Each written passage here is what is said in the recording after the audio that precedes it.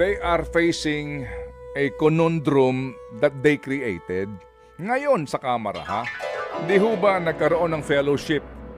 Nung isang gabi, yun daw ho mga House leaders ay kinausap po ng Presidente. Ang sabi daw ho nila fellowship, pero huwag na ho tayo magpakatanga dito, di ba? Ngayon, pag-uusapan talaga nila, paano ho nila didiskartehan ito? Paano kahuhulag po sa isyong sinimulan naman ng Kamara? Okay, ito po gagawin ko ito ng medyo episode ng Think About It. Pero ngayon pa lang po, mga kapatid, isipin po ninyo. Ang Kamara de Representante nag-imbestiga. Itabi mo yung Quadcom, Committee on Good Government. They investigated the Vice President tungkol po sa COA report. At ngayon mga kapatid, lumalalim ito ng lumalalim kasi po ang COA sinasabi na mga kapatid na meron nga silang mga nakita na mga deficiency o mga paglabag doon sa panuntunan. Although at the end of the day, hindi pa final yung committee report na yung pong findings ng COA kasi nga yung tempo'y appealable. O ibang usapan yun. Ngayon kasi, ang Kamara de Representante na kung saan po yung mga miyembro ng Committee on Good Government, girl, ay miyembro din ang iba dyan ng Committee on Justice na siyang didinig dito po sa impeachment complaint. Yan pong mga naandidiyan sa Committee on Good Government sa ilang mga panayam at mismo doon sa hearing sinasabi na ito po ay mga impeachable offense. Right? Yes. So ito hong mga ebidensyang ito, yung mga piatos na yan, yung mga hindi pagharap sa hearing na iyan, yung mga binabanggit po dito na sinasabing paggasta ng pera ho ng hindi ho maipaliwanag, etc. etc. Yan ngayon ang ground ng impeachment complaint, particularly nitong pangalawang impeachment complaint ng grupo pong ng 50 mga individual na inendorso po ng Makabayan Black. So kung yaang kanilang hawak po na sinasabi mga grounds na ito ay hango doon sa Committee on Good Government Investigation na sinasabi mismo ng kanilang chairman na grounds for impeachment at magkakaroon ka ngayon ng pagdinig sa Committee on Justice kapag sinabi po ng Committee on Justice na hindi ground yan for impeachment, patay tayong bata ka. Magpakatotoo po tayo dito. Ha? So parang, di ba, ngayon, paano mo didiskartehan yan? Kung ikaw si Congresswoman Luistro, na member ka rin ng Committee on Justice, ang iniharap dito mga kapatid na ebidensya po nitong mga nagreklamo, hango sa inyong investigasyon. Sasabihin mo ngayon na hindi ground ito for impeachment? Malabnaw ito na dahilan? You cannot say that. Hindi ba na-stop ka na doon during the hearing ng Committee on Good Government? So paano mo ngayon i-dispose ito? Paano mo ngayon didiskartehan ito na hindi kayo magmumukhang tanga? Diba na nung panahon ninyo sa Committee on Good Government, paano ang dikdik ninyo na impeachable offense ito? Paano yung pagkakamali ito? Na ground for impeachment ito? May naghain ng impeachment based on the facts that you presented? Kung ako si Congresswoman Luistro,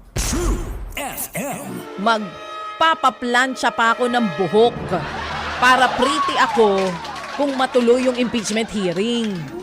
Total, nagpabida na rin naman kayo dito sa mga hearing na ginawa ninyo nitong nakaraan sa komite. Ituto nyo na dito. Naku, makikita ng tao kung gaano kayo kagagaling humusga dyan. Hindi ba? Di ba? Oo, Di ba, girl? kailangan ko ano yung sinabi nila dito sa komite nung dinidikdik nila ang DepEd, si VP Sara, ang ibang kawani ng OVP. Makita natin. Sa Committee on Justice? Sa Committee on Justice. Di po ba? Yan po yun eh. So, how do you break away or diba? I am sorry, how do baby. you escape? You cannot break Diba? away from that.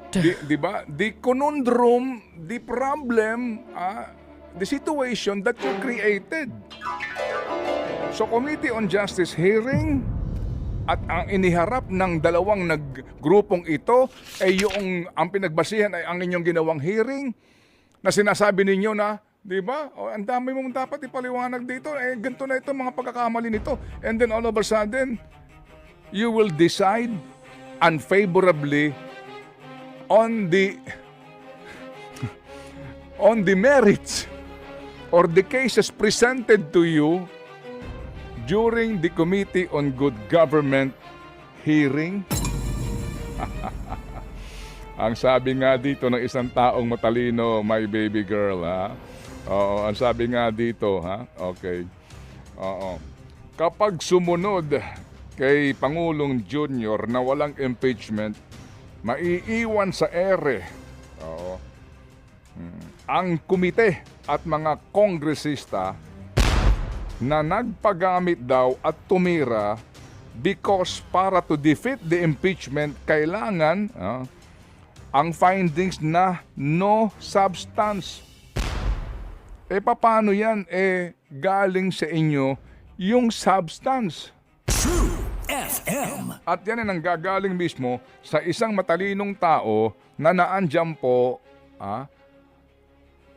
sa batasan. Patay tayo dyan. So, yun pala yun. Yun pala nung usapan nila nung fellowship, Sa no? kabilang banda yan, ha? Parang Opo. Anyway, kung pinag-usapan nila yung impeachment complaint ng fellowship, parang, Mr. President, paano to? paano tayo lulusot dito? Hindi pwedeng dito ituloy kasi kami naglabas ng mga ebidensya eh. Oo, so Para naman kami susunugin niya sa sarili naming mantika. Hindi kami papayag niyan. Di ba? Paano tayo lulusot dito? Paano yun? Oo, Tuloy na natin to. Na everybody Tuloy na happy. natin to. Magpa-special session ka na, Mr. President. Hindi, na everybody happy. And ano muna ang sabi ni Nino? ni Ma'am Sara? Ay, Ano Nako, sabi mga niya? kapatid. Kayo na ginagawa niyo, markado kayo. Eto na nga. Ano Nitong- sabi niya? Ang sabi niya, markado kayong lahat kay VP Sara. Bakit? Kala Anong sabi nyo, niya? Anong sabi kahit niya? magpapasko, mapapatawad niya kayo? Anong sabi? Anong sabi niya? Well, it's all up to you Anong sabi niya? if you will be forgiving. Hindi lahat pare-pareho. There are some who can forgive quickly. May mga nagpapatawad ng mabilis. May mga nagpapatawad ng matagal. Pero naman, merong mga hindi nagpapatawad hanggang sa hukay. Ba? Yung sabi niya? Kanina, nasa balita natin. Ito lang naman ang sabi ng iba. Ano sabi nung iba? Oo. Sige. Oo. Ngayon, paano kayo kakalas dyan sa sitwasyon na yan? Tandaan ninyo, kapag hindi naman daw na-impeach o hindi nyo mapaalis sa pwesto itong isang nakaupo na substitute na vice presidente, kapag may nangyari dyan, sa nakaupo, wag naman po sanang ipahintulot. Pag may nangyari, sino magiging presidente? Di yung ninominate ng Pangulo. Ha? Yung inonominate. Hindi. Pag may nangyari, sino magiging presidente? Di itong Eto na, itong pinitpit ninyo. yung ginisa nyo. Inday Sara. Sabi nga nila, Lintik lang ang walang ganti. Yun namang sinasabi sa pelikula. I love you, BBM! Ay, hindi na ganyan. okay.